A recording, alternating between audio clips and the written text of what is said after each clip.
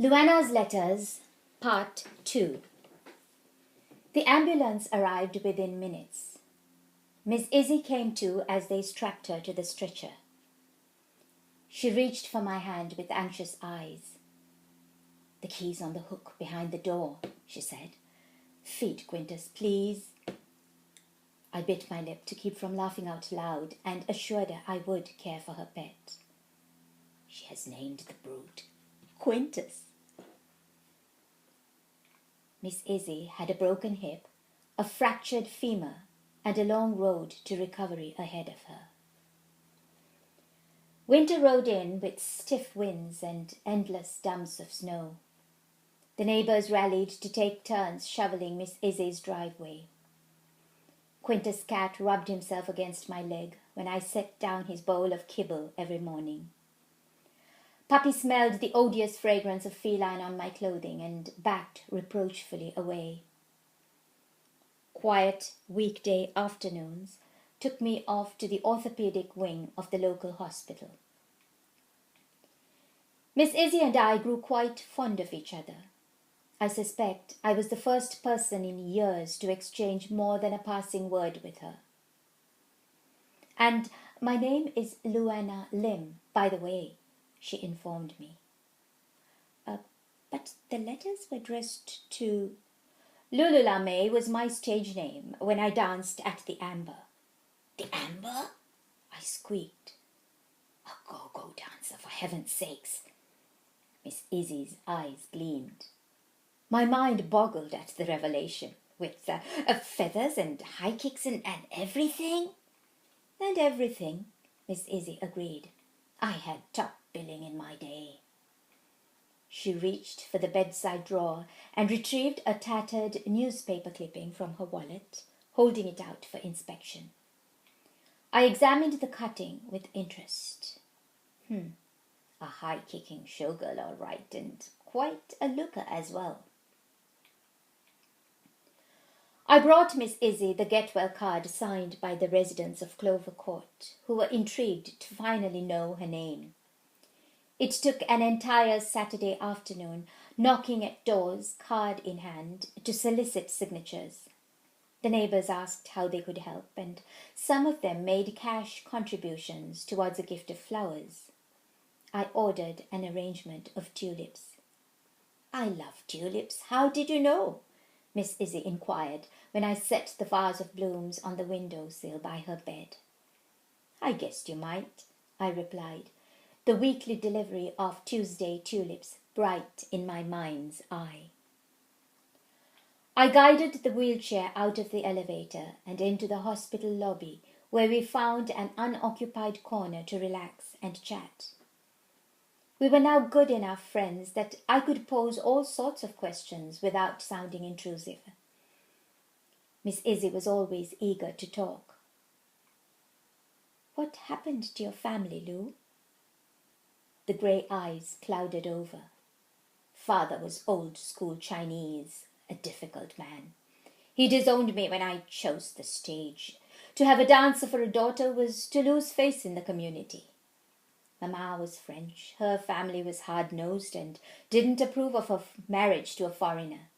Left home when I turned 17. Never talked to my parents again."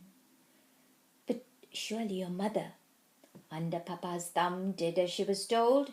She had no choice." So sad. "And siblings?" Quintus. I almost gagged. "Your brother?" "No, my goodness, no. Quintus Lim, my best friend. Father's cousin, many times removed. An orphan. Papa was his guardian. We grew up together. Lulu Lame was his nickname for me." I exhaled, relieved. "So what happened to Quintus?" "He had a falling out with father. They were constantly at loggerheads.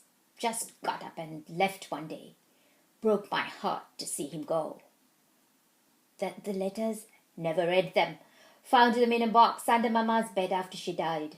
A lawyer contacted me about my inheritance 25 years ago. She outlived father. "Why didn't you read the letters, Lou?" "Don't know. Thought it was too late. I suppose. Life had passed me by. I chased a dream.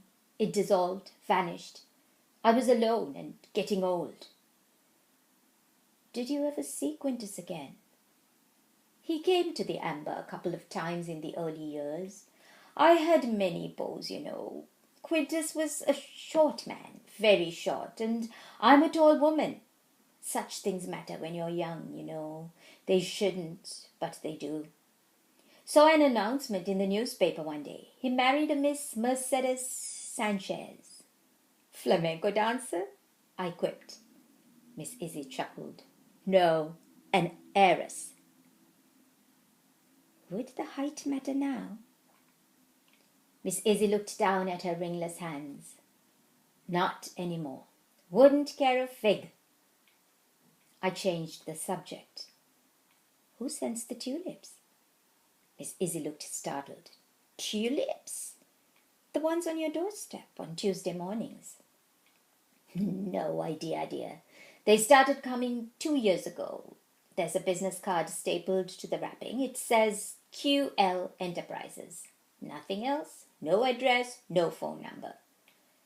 QL? Her eyes widened. Oh, I know. I suppose I guessed. The telephone directory revealed nothing. I didn't know where else to look to find him. You need a business directory, Lou. Who delivers the flowers? I don't know. They come in long before I'm awake. I persisted. Did you try the internet? She shook her head. I stay away from the computers. Manage just fine without them. Wouldn't know what to do with one. I couldn't wait to get home. A second Google search revealed more. The pile of notes on my desk grew higher.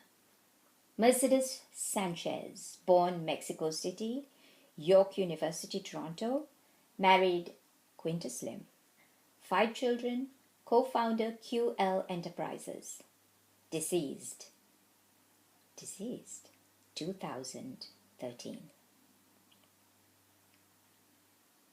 I located Mr. Lim on Facebook, Twitter, and Instagram.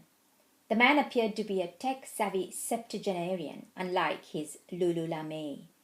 He was also rather a dashing dude, if the profile picture was anything to go by. I messaged him on Facebook. I'm Louanna Lim's neighbour. Please call. My mobile phone went off within minutes. The immediate neighbours and I have prepared a week's worth of meals for Miss Izzy's freezer. Grudgingly acknowledging that a change might be in order, she allowed me to trim and blow-dry her hair. I might be able to persuade her to apply a touch of lipstick when she goes home tomorrow. Quintus Lim, Esquire, widower, will be waiting at the house at the corner of Clover Court when I drive his Louanna home from the hospital. He plans to bring a ring he purchased 52 years ago and promised to fill me in on the missing details when we meet. I've ordered a dinner for 2 from the Greek restaurant up the street to be delivered at 5 o'clock sharp tomorrow evening. The table is set, lace cloth and all, by the front bay window. I located some good china and a pair of crystal candlesticks in the old armoire by Miss Izzy's kitchen door. Quintus' cat even allowed me to brush his coat. He seems to sense something afoot. Spring is in the air. Puppy and I have resumed our morning walks. The twitter of birds from the boughs overhead, prickles of green on burgeoning trees, and the scent of damp earth are intoxicating. Puppy is more staid these days, and the cat not so crazy. I can't wait to see Miss Izzy's face when Quintus Lim appears at her front door.